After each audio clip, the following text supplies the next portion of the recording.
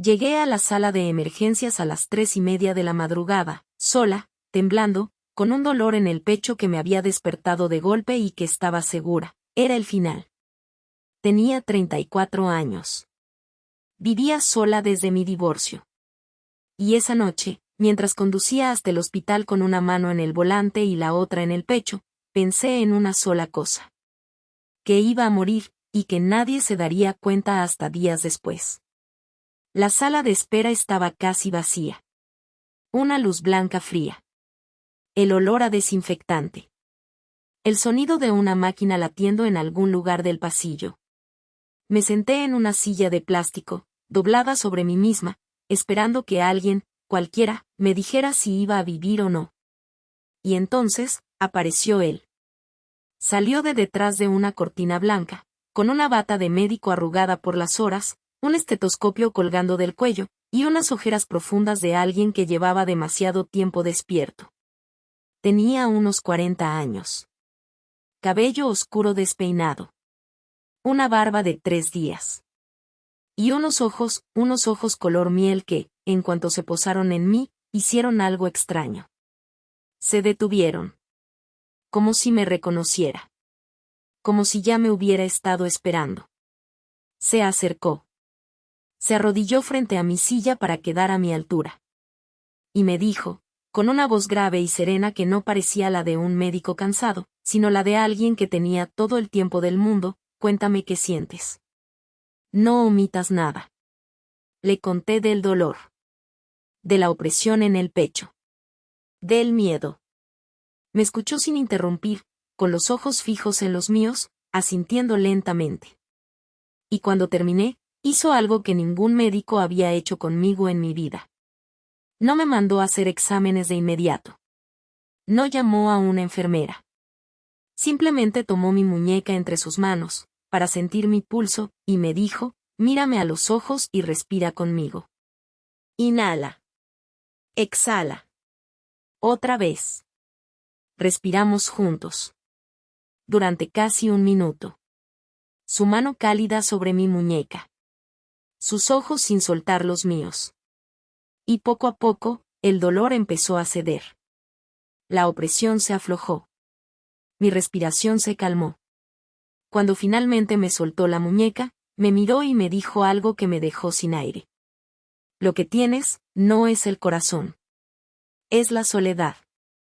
Llevas mucho tiempo cargando algo tú sola. Y esta noche, tu cuerpo simplemente dijo basta. No supe qué responder. Porque tenía razón. Porque ningún examen médico, ninguna máquina, había podido ver en mí lo que ese hombre vio en 30 segundos. Me hizo los exámenes de rigor, por supuesto. El electrocardiograma. La presión. Todo salió normal. Mi corazón estaba perfectamente sano. Lo que había tenido era un ataque de pánico. El primero de mi vida. Pero los dos sabíamos que el diagnóstico real era otro. Cuando terminó el turno de papeleo, ya eran casi las 5 de la mañana. Él debía irse a casa. Su guardia de 12 horas había terminado. Pero antes de que yo me levantara para marcharme, se sentó en la silla de al lado, todavía con la bata puesta, y me preguntó algo que un médico jamás debería preguntarle a una paciente.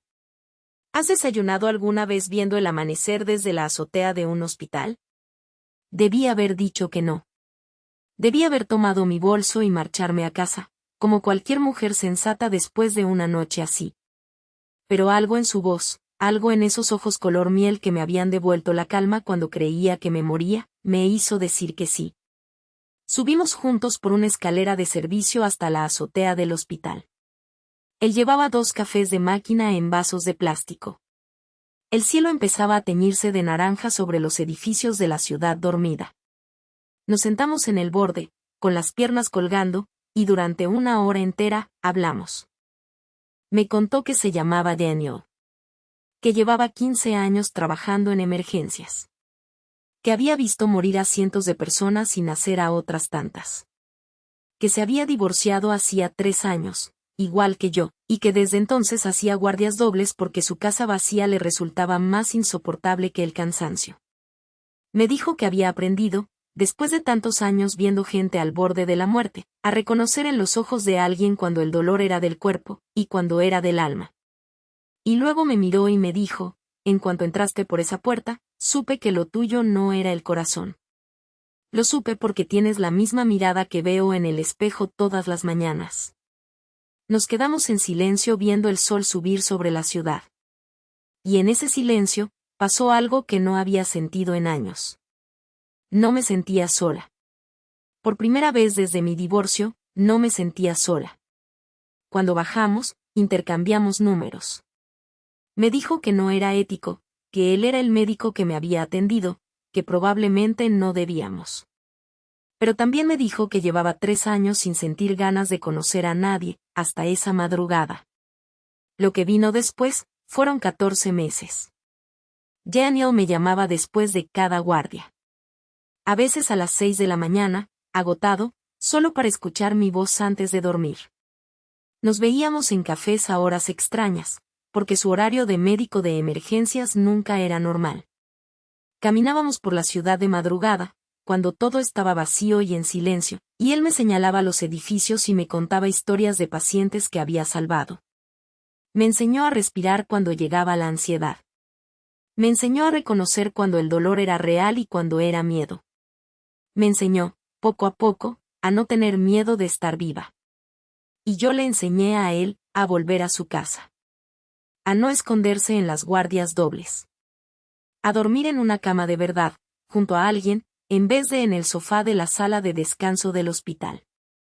Nunca olvidaré una noche, unos 10 meses después, en que Daniel me llamó llorando.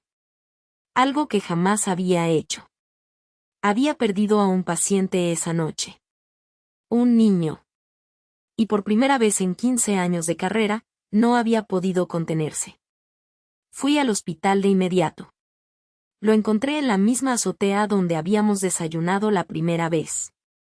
Y esta vez, fui yo quien lo tomó de la muñeca. Fui yo quien le dijo, mírame a los ojos y respira conmigo. Y respiramos juntos, los dos, hasta que salió el sol. Ese fue el momento, en que entendí que ya no era la paciente y el médico. Éramos 2 personas rotas que se habían encontrado en la madrugada de un hospital, y que se estaban reparando mutuamente, respiración a respiración. Hoy, casi 2 años después de aquella noche en que creí que me moría, vivo con Daniel. En una casa que ya no está vacía para ninguno de los dos. Él sigue haciendo guardias en emergencias, pero ya no dobles. Ya no se esconde. Y cada vez que llego a casa y lo veo dormido en nuestra cama, después de 12 horas salvando vidas, pienso en aquella madrugada. En el dolor en mi pecho. En el miedo de morir sola. Y me doy cuenta de algo. Esa noche, yo creía que iba a la sala de emergencias a salvar mi corazón. Pero en realidad, iba a encontrar al único hombre que entendería, con solo mirarme a los ojos, que mi corazón estaba perfectamente sano. Que lo que estaba enfermo, era mi soledad.